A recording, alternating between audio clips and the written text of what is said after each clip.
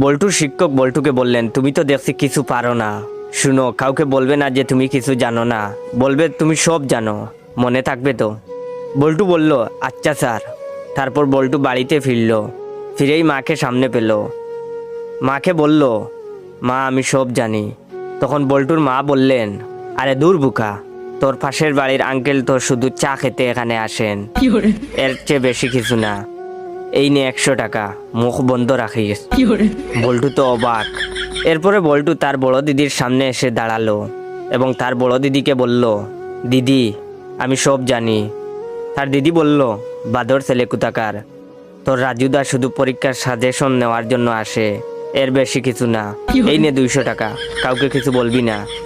বল্টু এবার তার বৌদির কাছে গেল এবং বলল, বৌদি আমি সব জানি। তখন তার বৌদি বলল, এক চড় দেব, সব জানিস যখন মুখ খুলিস কেন? এই নে 500 টাকা, মুখ খুলবি না। বল্টু তো খুশিতে আত্মহারা।